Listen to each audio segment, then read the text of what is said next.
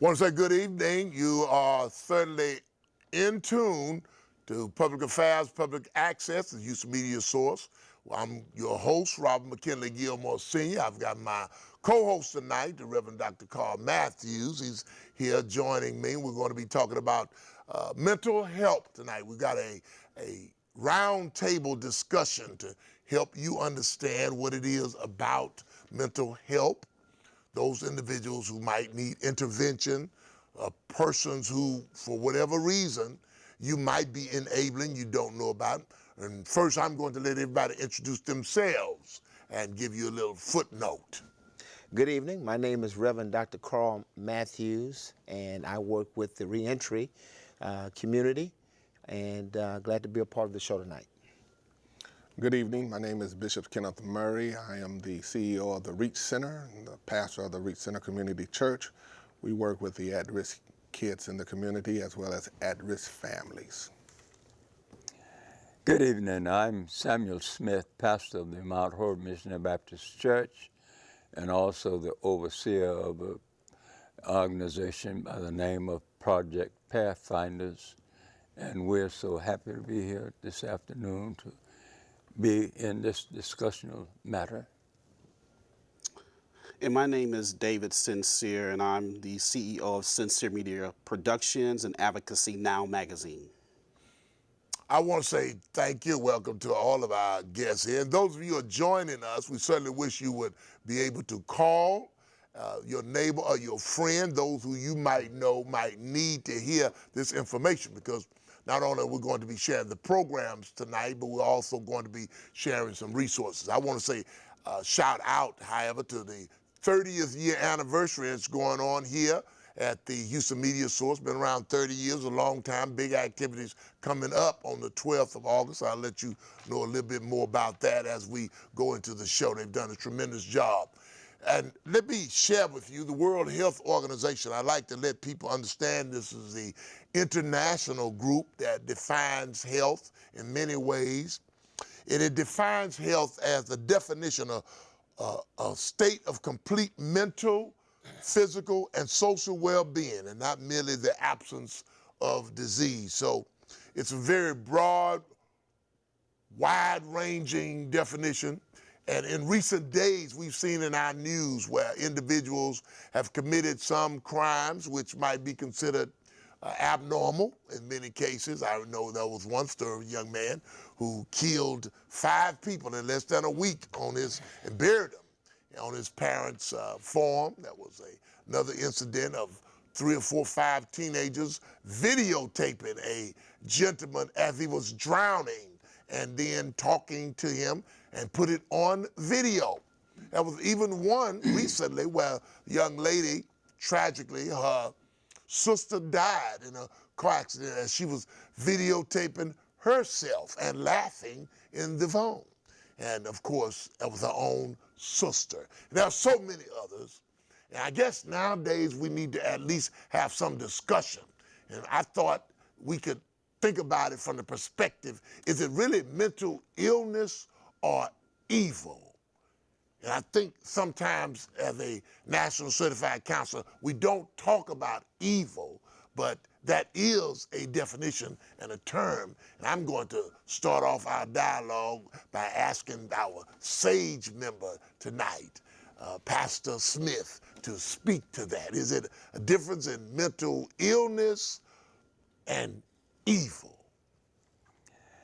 Dr. Gilmore, there is a difference in a sense, but they're interwoven, because if you deal with mental illness and evilness, it's promoted and it is in our world because of the one who is the father or foster of both illness, mental illness, and evilness, and that's Satanism.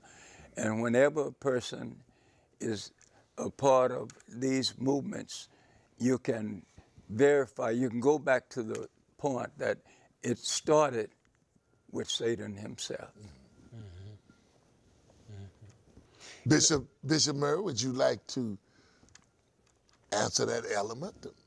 Well, I will just piggyback on what Dr. Samuel said, where it started, its origin as it relates to evil and mental illness. It did start with Satan. But in our society, as we wrestle with it, as it relates to trying to get some results, we do have to separate the baby, because it is two babies, okay? One is evil, that's birthed out of the rebellion that came out of heaven, which Satan. But then the second thing you have is folks who are just mentally sick, or who may have lost their way. And because they have lost their way, as it relates to thinking, or for whatever reason, as it relates to the society, or whatever pressures that they may be under, or challenges they may have faced, they just have lost their way. There are some support things that we can do as far as helping individuals who may be mentally incapacitated for whatever reason. One of the things I admire as far as counseling is concerned, and one of the things I get a great joy out of counseling is concerned, is the education component that you can bring to a particular issue as it relates to that particular individual. And if the environment is right and the person is receiving that particular information, then you can really help that particular individual. And I think that the education component is extremely important. But I also believe that treatment is important, and we have to open up access for counseling and treatment, and also start breaking down the stigma of mental illness. There's a propensity to sin, right? And we know that came from the origin and the fall. But the consequences from the propensity of sin stretches out in today's world in many different ways. And some of the different things that you articulated, Dr. Gilmore, we see that being played out in society. So yeah, they are two babies, but I think that a lot of the individuals that we see on the news doing these horrendous acts, maybe, and I don't know all the stories, but maybe if they would have gotten some treatment or properly was diagnosed, we could have saved some people's lives. And I want to add to that. I think you're absolutely right, Sincere, about treatment.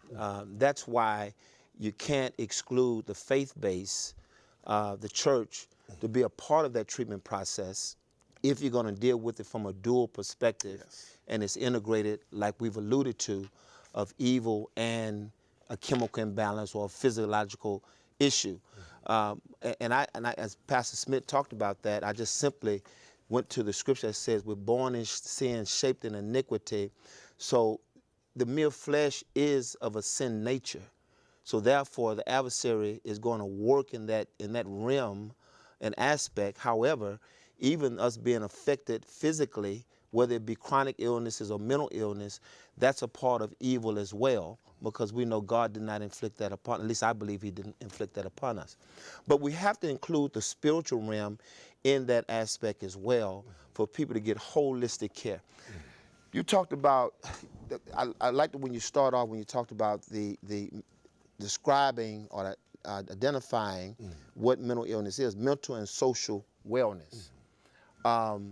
You know, I think that part of what we see as I look at Facebook and see black on black crime, us fighting in the street like wild animals, that's just simply hatred and anger and bitterness, self-inflicted pain that we do very well in our community. And that's a result of a dysfunctional household and other social dynamics and factors that we're being affected with in the household. Or society, shall I say. And I totally agree with that. One of the things that dawned on me after doing about 27 years of outreach in the inner city is that a lot of these individuals have been traumatized. Yeah. And some of their actions may be related to continuous stress syndrome or trauma. And so that's here again opening up the doors of access so that they can get that bio-social, psychological, and spiritual assessment is extremely important, and not leaving out the spiritual like some other schools of psychology may do. That's right. That's right. What I guess the question might come in, and we might need to ask this, I'm asking the audience as well to participate, what and how do you see trauma as being a factor, or the idea of your environmental or social upbringing, to whereas now you do need some type of treatment for evil? You see what I'm saying? Because we certainly can't divorce the idea that just like mental illness needs treatment, the evil needs treatment. Right. One of the things that we need to also look at, Dr. Gilmore and to others, and there is a fixed thing to keep the spirituality of this business out of the whole thing. If you can keep the spirituality out of it, then Satan can demonize and promote everything that's going on. So there is a dire need for there to be a collaboration or togetherness with both the spiritual side and the physical side in our society. Are you saying that there needs to be more of a partnership with the various organizations, the National Association of Mental Illness, the Mental Health Association, all of them should have a stronger component with the faith-based community or the spiritual elements, because a lot of them don't? Well, that's something that in my schooling at Liberty University, my cognators in Christian counseling, my minor was in psychology, was a integrated, curative, integrated approach to treatment, which included scripture, prayer, and et cetera. So, I mean, we have these organizations that are out there that are like Pastor here articulated, that's leaving out the spiritual end, but we know that from a biblical perspective, we're in a spiritual battle. And so you cannot discount that. But here again, I think that that's where education comes in. And also some of the things that we're looking at doing in the future is setting up those lay counseling type clinics where you can be able to try to do at least a basic assessment, and if the lay counseling clinic at the church can't help those individuals, then they can refer them off to a professional. But we have to continue, and I'm gonna keep repetition deepens the impression. We have to open up access. When you say we, who you referring to? In terms of the church, in terms of the community, in terms of how we educate and communicate these issues to individuals across the spectrum. Well, when you're talking about dealing with evil in and of itself, that's a spiritual thing, okay? That's tied to the church. That is our job, to deal with spiritual things that affect the lives of folks. That's right. But my belief and my practice as far as my Christianity is concerned is that we don't live in the church, Monday through Saturday. Sunday is the spiritual the approach that we use as it relates to addressing some of the trauma. So should there be, I'm going to the movie Exorcism. Everybody remembers Exorcism. Should there be more exorcism? I think I'm gonna call somebody that's more experienced with it, on that level. What do you say about that, Bishop? Well, no, I'm moving towards the point as the Monday through Saturday, the soul and body aspect. You understand? We can deal with. We've done a great job as far as dealing with the spiritual component. You got churches on every corner in the African American community.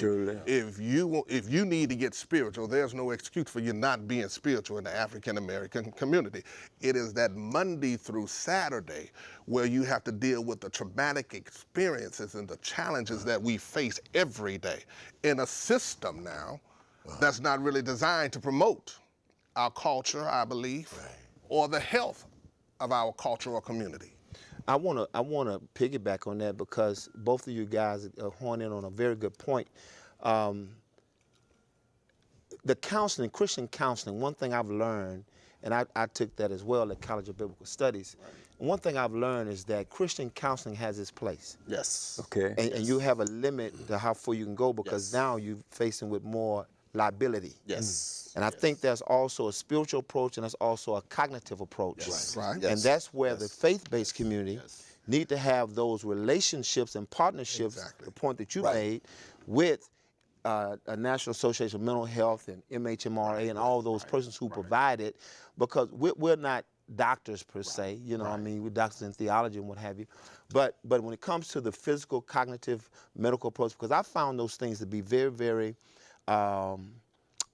sustainable, if you will, effective, because it helps me understand the person I'm dealing with and even be more effective in my ministry in counseling with them or ministering to them. Listen And to you this. can't do Listen that to without this. the holistic You approach. said something that made me think about it, but the International World Health Organization says, listen to this, 1 in 4 people are affected by a mental disorder at some point in their lives. By 2030, depression will be the leading cause of disease burden globally. 900,000 persons commit suicide each year.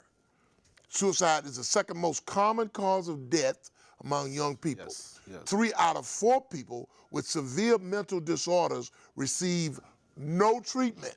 Yes. And then people with mental health disorders are exposed to a wide range of various human rights violations. And that is why I'm saying that as pastors and being leaders, we have to educate our people in terms of how to distinguish what these individuals are going through. I told my senior pastor that 1 out of every 5 or 1 out of every 4, and some statistics say 1 out of every 3 individuals in your congregation is could be diagnosed with a health or mental illness On Sunday. on Sunday. And so this is an epidemic. Yeah. Okay, Right, right. Yeah, this that's is right. this is the norm. Either you know somebody that have a mental illness, or you have a mental illness. Well, I'm gonna say it's a pandemic. Because it's not just in Houston. yes, it's not just in Houston, Universal. Texas. It's in I agree. it's universal. Dr. Matthew Stanford came, we heard him, remember? Yeah. He's now here in the Houston area, goes around the country. He's set up the Hope and Healing Center and Institute, and he made that assessment in the church. This was across the board, African American, white, whatever. Whatever church, synagogue you're in, it's 1 out of 4. Yeah. But the bottom line is this here, Dr. Gilmore. All of us suffer from mental illness in some way, some shape, some capacity. Some of us have been fortunate to have access to some education or maybe some type of treatment that have helped us get over the hurdles as it relates to those strongholds in our minds. Now, the reason why I can say that, because we can go back to Dr. Matthew's statement, we were born in sin, we're all shaped in iniquity, all of us got something going on. It's just that in our community, having access to dealing with that something that's going on, or that strong. In the church, we use the terminology of stronghold. Right. Yeah, But a stronghold is just simply something that you're struggling in your mind. That's right. There's an answer for everything that's going on. Well, let me say, Pastor Smith, you having the longest tenure as a pastor. I mean, over the years, let's be frank. How many people have you distinguished that came into church and said they talked to Jesus last night and you kind of knew or you had an idea that they didn't really talk to the Lord as much as they talked to themselves, or they had more of a mental problem than they did a spiritual problem, and you just, we at the church, we just let them in, but you kind of knew that this person got to come along a little ways first? Well, to respond to that, Dr. Gilmore, when this occurs, and it has occurred many times, that's when your acquaintance with the one who is able to eliminate all things kick in. And there are many times that these type people come, but if you are spiritual, if you know that this thing is going to occur, then the one who you serve will prepare you to handle that kind of situation.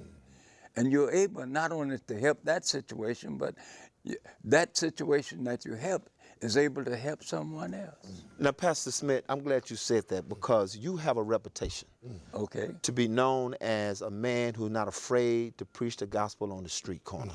Okay. You're known for that. I mean, I think that's a great legend. Everybody to can't be do recognized that. for that. Everybody Everybody cannot cannot do do that. that. And not only known for doing it, but known to be very effective. I know several brothers as are ministers in your ministry. You have how many sons in the ministry? Over 300. Over 300 sons in there. And many of them have come from different backgrounds and so forth. What has been your experience as we talk about the power? Because we know there are some believers out there that think we're talking crazy. We're talking crazy. A lot of red. Right.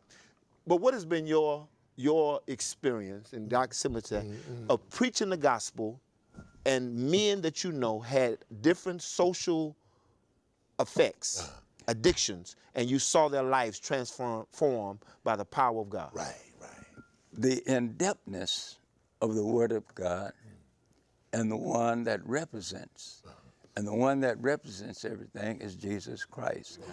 So what my thing is when I'm confronted with these kind of things, I have to reflect back to how Jesus did it. Right. And the way that he done it is still workable today. Amen. All right. You was gonna say something? Yeah, and I totally agree with the pastor. I would like to just tell a quick testimony. There was a young man that came to one of our facilities, and he was put out of his home, and he was raised by some satanic worshipers. They picked him up, and he was raised by some satanic worshipers. He met Jesus through the gospel of Jesus Christ, and his life changed, right? Yes. At the time, he was also on some psychotropic medication, and he was diagnosed and all of that stuff. But after experiencing Christ coming into his life, having mentors, and learning scripture, he came off the medication, right? And I'm not saying that's for everybody, but he came off the medication, and now he's a productive citizen in society. So we cannot discount the power of God. I've seen it happen over and over again, how God has stepped and intervened in somebody's lives that was really diagnosed with some type of mental health problem, and basically people gave up on him, his family gave up on him, and said that he would never make it, but he's making it. Well, let me just testify. I'm one of those persons who come from darkness into the marvelous light by the power of the Holy Spirit that transformed my mind. Because the way I thought, which was to take advantage of people, be number one, be on top, you step on my toe, cut your throat, that whole night. But it's through the power of Christ, a good support system, mentoring, and guidance that's helped me evolve into the man that I've become. Now, I can't say that I have not been affected with depression. I mean, I do believe there are some things in life that can sometimes cause us to fall. I mean, it just hits us right in the gut, and we don't know how to handle those things. And I think that's one of the things that people may need to be educated about, is that how does one behavior, what it looks like when they've been impacted by life challenges and situations. Now, I've learned, because of my insight and knowledge, that education we're talking about, how to look beyond folks' fault and deal with that need, because I know that if they was in their right mind, they wouldn't be functioning the way that they're functioning. So that education piece is very important to understand that, and because it's so easy to get caught up. Dr. Gilmore shared with me about a term called transference. It was one of the most important words ever in my life. I mean, a game changer, because people can just come in your space in less than 30 seconds and transfer on you and affect you in a way, if you're not aware. Secondary trauma. Come on, man. Yeah. You'll be responding to their behavior. I guess my point brings up the thought of the conversation, brings up the idea that there's a difference, it appears, in gender disparities. This says suicide among males is 4 times higher than among females. Male deaths represent 79% of all United States suicides. Firearms are the most commonly used method of suicide amongst males. Females are more likely to have had suicidal thoughts. Females experience depression 2 times the rate of males, and females attempt suicide 3 times as often as males. So I guess based upon history and culture, here's this, again, the difference. And you're starting to see it more. I think I used the example of a couple of people at the beginning, a young lady who was taking a video of her driving with her own sister. I don't know how many of you out there saw that. And the sister was crying and hollering after the wreck. And she just kept videotaping. Mm-hmm. And a young man who killed 5 people in a week and took the car and was going to sell it downtown. And they said, well, where's the person with the car? And he had killed all of them. I mean, how much can we say that not only did you slip into evil, but why didn't people around you see this? I think, go ahead. Well, we can't see everything because it's not our responsibility to see everything. But these are family members. Yeah, even with family members, we can't see everything, if for no other reason than our closeness to them. We can see those things or those assignments that God may have for us as it relates to that particular individual or that particular thing that's going on. I believe that even when evil shows up, there is an answer even for that evil, even for the man or the young man that killed five folks.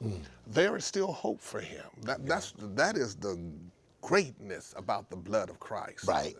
About what we believe, because again, it gives you an opportunity to get right. It gives you an opportunity to fix your soul and your mind. And so even with that, it's still not hopeless if we can get the right support system and the right spiritual medication in them. Well, you know, some people would say that the support system that person go get, particularly in the state of Texas, is you going to prison. You know, you gonna say something. But Jesus was there. In relation to your question, I don't want to go there. Especially when we start talking about secondary trauma. One of my daughters was diagnosed with the mental illness, and you have to really take into account the secondary trauma, because when it seems like that evil in that person is appearing as you articulated, then it impacts everybody in the family. Oh, yeah. And you yourself can experience emotional burnout because you're like, well, why is my baby doing this? Is my baby. And you're trying to pray and do all the different things and take them to therapy and all of that kind of stuff. And so when it touches your family, I've seen situations where people had gotten to the point where they did not even want to deal with their own family member, and they don't even know that they may be dealing with secondary trauma and may need treatment. You said the person. The person and the family. And so we really have to understand how mental illness can impact the family as a whole. It's not just about that one person, it's the whole. So maybe the individual, the young lady that was driving in the car and her family maybe they had given up on her. Maybe they just didn't know how to deal with it. Maybe they didn't know how to go to a support group or get what they needed in order to deal with that particular situation. Now that's a key point, because when we start talking about mental health, how do you intervene? You can't drag that person to church. You was going to say something, Pastor Smith? What I was going to say is what we're dealing with tonight is what needs to have been dealt with a long time ago. Because for too long, there have been a discarding or throwing out the spirituality side, the spiritual side, and try to deal with the secular side. Right. But you got to tie the two together. Yeah. And how are you saying do that? How are you saying, I mean, you is the sage tonight, so how are you saying we should do that? We're doing it right now. Well, okay, in our conversation or? It's minute. But Right. if what we're doing tonight would be a national thing, you'd be surprised how society would change. You know, and a lot of times, let me interject this, Bishop, before you make that point. A lot of times I've seen agencies who have special services, who talks about the faith-based community. They like to tap into the faith-based community. They like to use the human capital of faith-based community. Okay. And they like to get the information and the data from the faith-based community. Okay. But then that's when they cut the tie, cut the umbilical cord, go back into their silo, and they continue to put their RFP, grant proposals together, use that for budget, meet contract compliance, and then turn around and say to the church, you're doing what you're supposed to do, but none of them are doing anything without a W-9 or a W-4 at the end of the year. And if the church is going to be effective with the work that you're doing, Pastor Smith, with the work you're doing, Bishop, if the church is going to be effective, and we have been, but to be even more effective and expand our reach, we got to have those partnerships who are transparent, who's willing to share the resources to empower us to have a full functional faith-based ministry that's going on beyond Sunday that you talked about, from Monday to next Sunday. You know, it has to happen that way. Well, Bishop, your program, you have a program, and tell us about how your program satisfied that first. Well, my approach to ministry is to attack the trichotomy part of man, spirit, soul, and body. Okay. There's two words I use. Sunday is for worship. All right. Monday through Saturday is for work. Sunday we go in, we worship, we learn how God operates, and we utilize the principles that drives the kingdom. Monday through Saturday, we put those principles in action, seeing God work on our behalf. So then when we can get back to church on Sunday, we're not trying to work up a worship, we just worship. And so Monday through Saturday, I believe that we have to stop, as Christians, stop spiritualizing everything. We have to know the difference between what's spiritual and then what's a mental need and what's out of our capacity to handle. Expand on that some. Expand on that. It just simply means that going back to partnerships, building collaborations with organizations where you lack the expertise. Because at the end of the day, I'm not trying to pop my buttons to say that look what I've done or look what God has did. What I'm trying to do is get results of that individual. Now, whether it's this person, this organization over here that has the expertise that I don't have, that gets the results, it doesn't matter who gets the credit. At the end of the day, we're trying to advance the cause of that particular person that is in need. And you all have been doing some work. And we've been doing this work in the apartment complex for the last 10 years. We started in the greenhouse patio apartments in Southwest Houston. We have a collaboration where we've been working in the north part of Houston for the last 10 years, Villas at Pine Lake. There we have an after-school program that addresses the needs of the kids who are latchkey, you know, who are hungry. Oftentimes our children go hungry. So when you see a major citywide issue like what happened at Haverstock, you know, do you recognize that happened because there was no spiritual connection, or the people are wild, if you would, in Haverstock, and none of your apartments that you've been in have been on the news? Well, no, I don't see it as a point as that the people are just wild. Because all of us are But they are kind of wild. I mean, they are kind of wild. Wait a minute. But we all redeemable.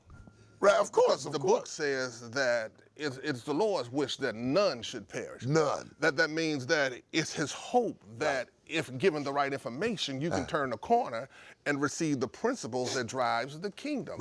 That is the promise that Jesus gave us in John 10:10. Right. That is, I come that you may have life and have it more abundantly, not lots of money, but a quality of life whereby you can just enjoy the very aspects of the sunshine or the sun rising up on that particular day. My observation would be the absence. You see what I'm saying? Yeah. The absence. Y'all understand? Well, you know, I'm absence. going back to I think it was 94 maybe, when we were working with Villa Americana Apartments, Right, Gilmore. right. And during that time, I think Lanier was mayor. Right. And he came up with a concept called Imagine Houston. Right. Okay. And I took that and I said, well, why does Houston have to be an imagination? Why it can't be reality Houston? He challenged the business community to be more open, more transparent in making investments in urban areas, addressing some of these social issues that was in the communities, right? Truancy, reentry, the whole 9 yards. Job preparation, skill training, the whole 9 yards. And so we put together a deal that dealt with the home, church, and school. Right. And I would answer that question. I do believe with the right model and the faith base being present with the boots on the ground that's funded and supported, can have those kind of track and measurable outcomes that you talked about and can identify issues. There's no reason why Baylor College of Medicine cannot have sites in 50 churches in this city. That's right. True. Satellites. That's There's no reason why any other health institution can't have satellites in 50 churches in this city. What kind of funding would that take, or what kind of look in light of the national crisis that we're in with healthcare? Well, you have several.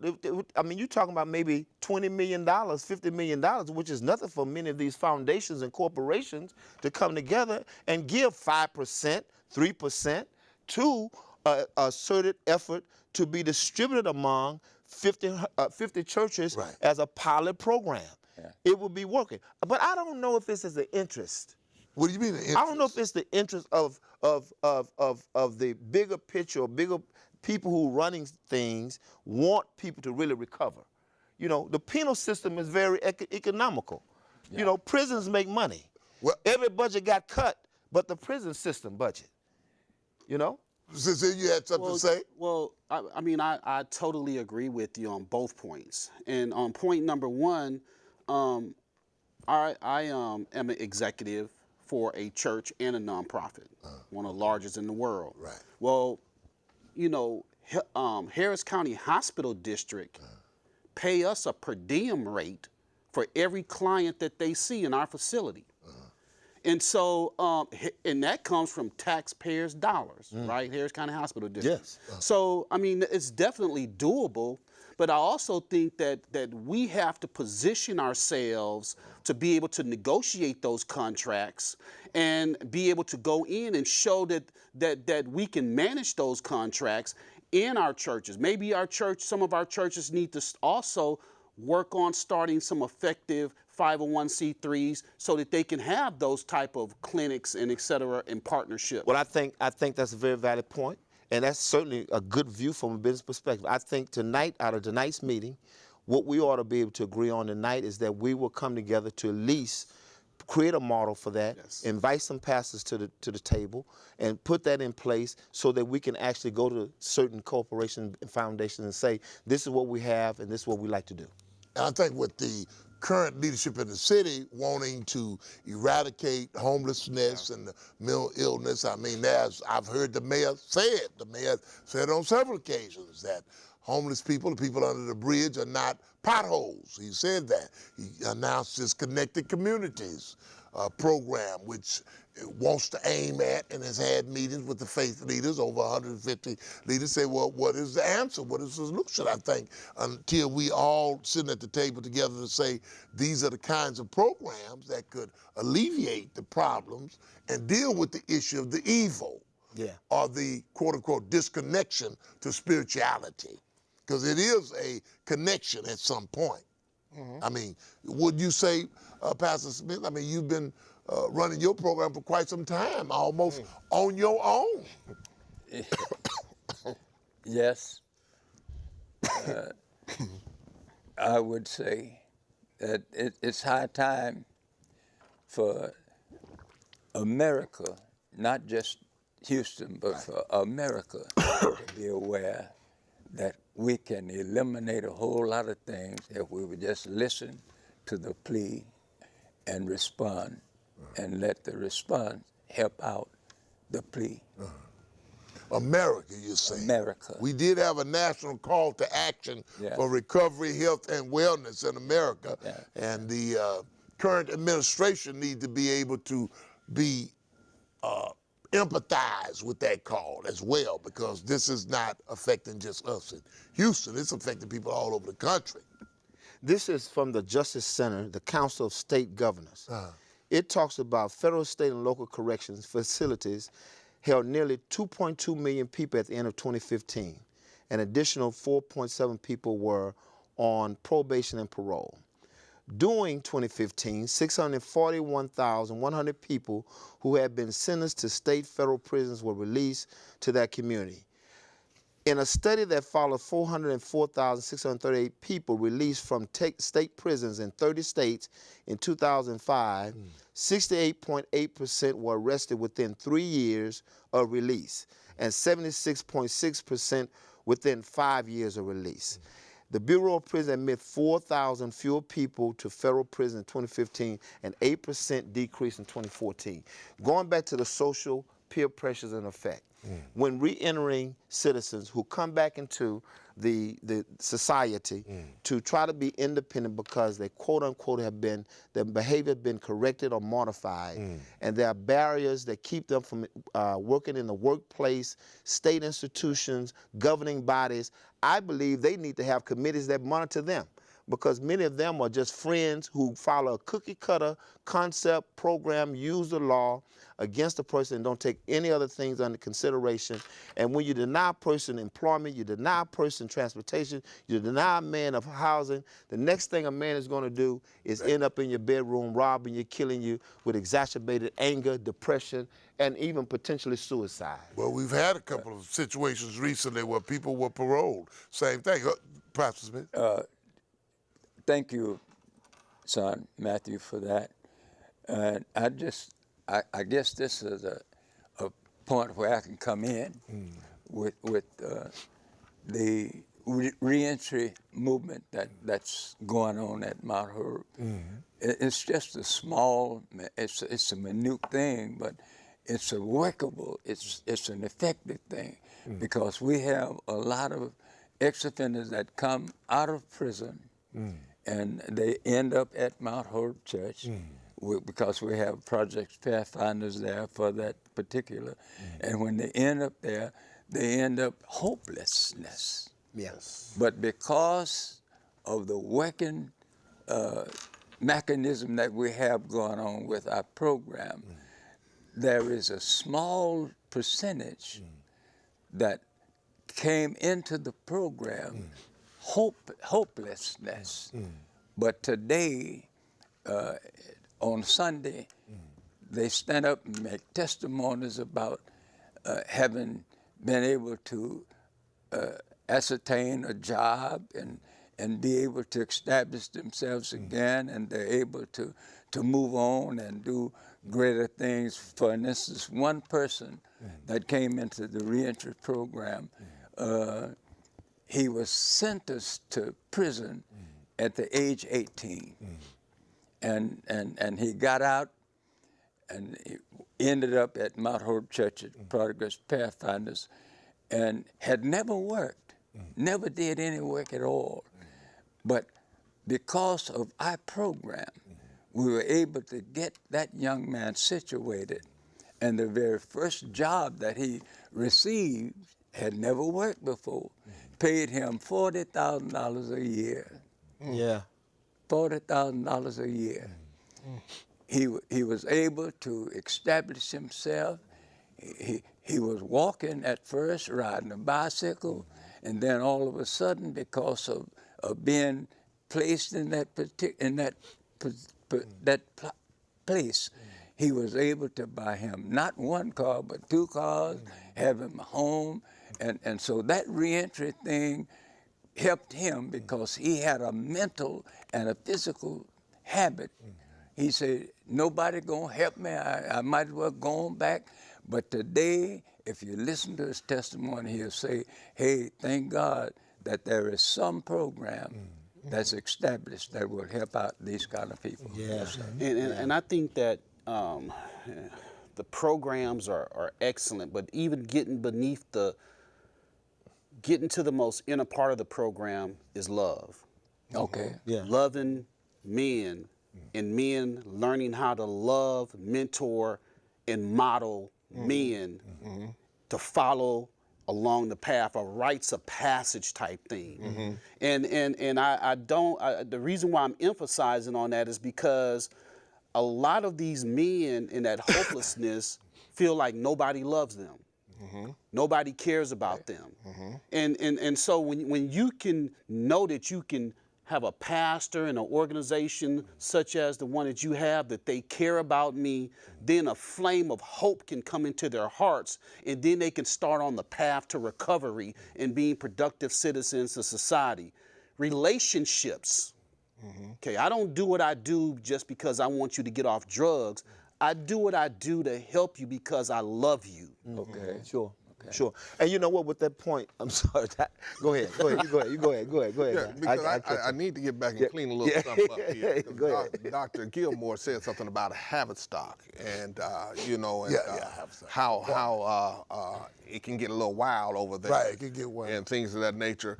And I just personally believe that, and my personal experience has been, again, with my organization and at the Village at Pine Lake, how we have partnered with community-based businesses as well as non-profits, as well as individuals who have expertise in different areas that we don't. And we have utilized that in a holistic approach as it relates to making a difference right there at 5301 North Sam Houston Parkway. And so if it comes down to mentoring, I got an organization where a young man, Tony Garrett, does a marvelous job of mentoring kids of incarcerated parents. You know, so if I need someone to mentor someone, I got a young lady or a young man, I got somebody for that. If I need, for instance, we're hosting our community Heroes Award on the 28th tomorrow. If I need someone to cater our food, there's a Kentucky Fried Chicken. I built a great relationship with Muhammad over there.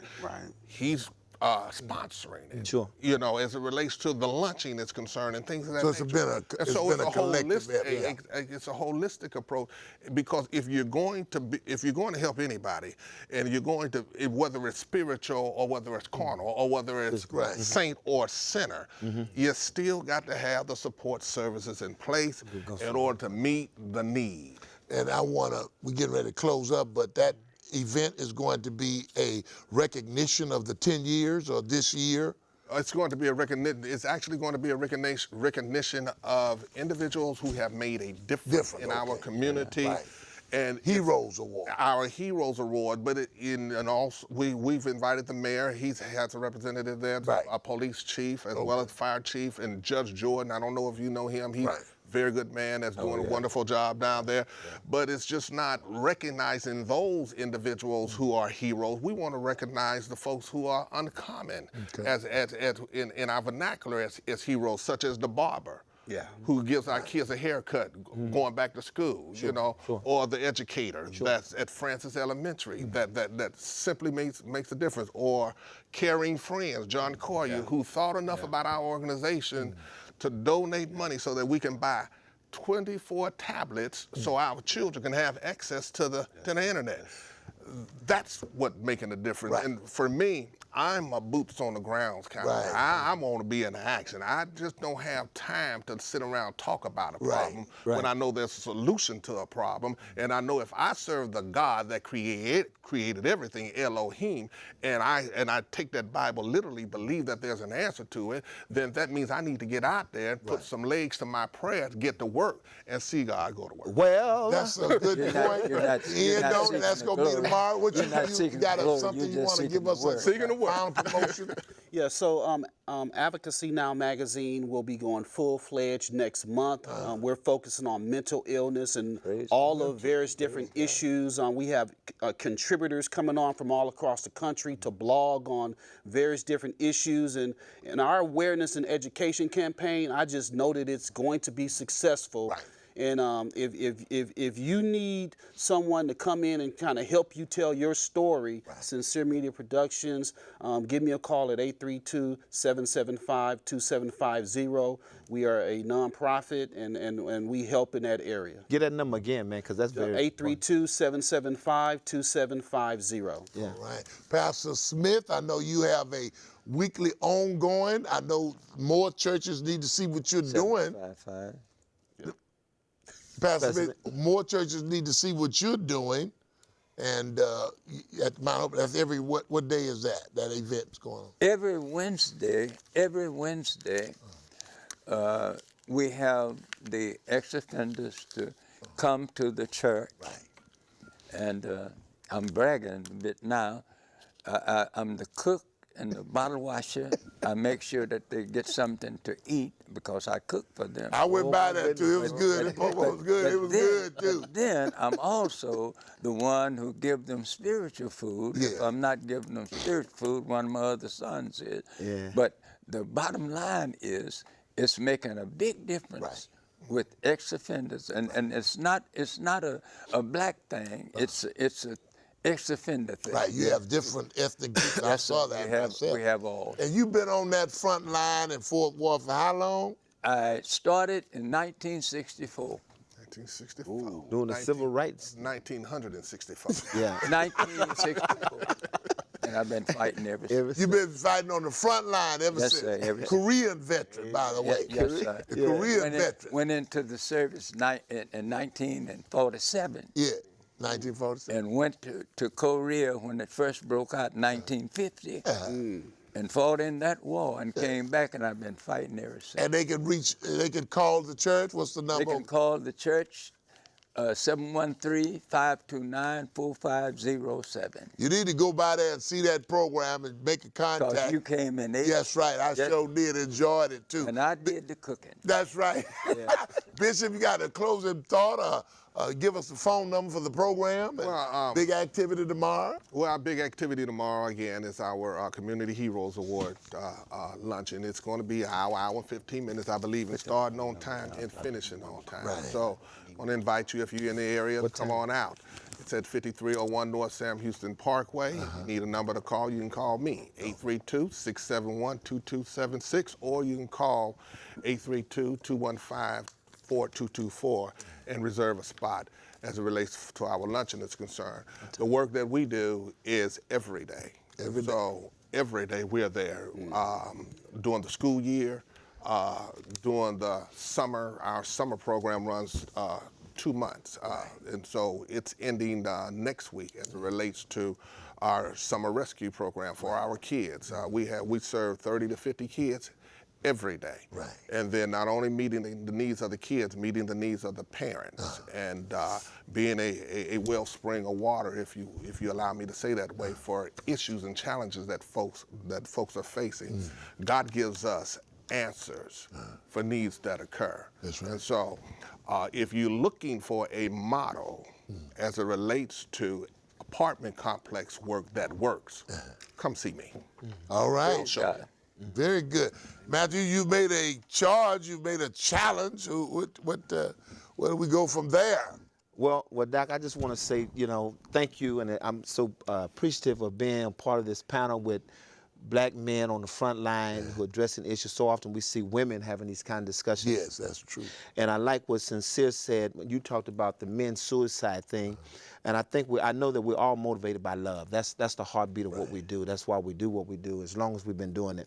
But I want to say to you, brother, if you've been contemplating suicide, that you don't have the right to take your life, and seek a church in your area. Pastor Sam Smith's church in 4th Ward, Bishop Murray in Southwest Houston. I'm here in Southeast Houston on Griggs Street. Missouri City. Sincere in Missouri City. there are people who can put their arms around you, who will work with you, stand with you. We've all been through crisis. My sister, men don't have resources like you have. Oftentimes we are walking in the dark. We're keeping our emotions to ourselves. Be kind and mindful about how you speak to your brother, your man. Don't downgrade him. You know, he's doing the best he can. Try to be an encourager. Try to support him. As Pastor said, show love. Love can make the difference. True. And with a good support system of love and understanding, we all can get through this storm. God bless you and thank you. That's been another edition of Public Affairs, Public Access, right here at the Houston Media Source. I've been your host, Robert McKinley Gilmore Sr. It's been a great discussion. Hope you've gotten some good, vital information that will help you. Don't forget, they're celebrating 30 years of broadcast and public access right here. You need to be a part of that on August the 12th. Call the station, get you a ticket. Make sure you let the people know out there you support the efforts here at the Houston Media Source like we do, and make sure you at least let people know it's been open, a voice for the community. That's going to wrap it up tonight. Hope to see you again. Don't forget to help somebody, show some love, and at the same time, make sure you know it's a blessing. This has been Public Affairs, Public Access. Thank you very much.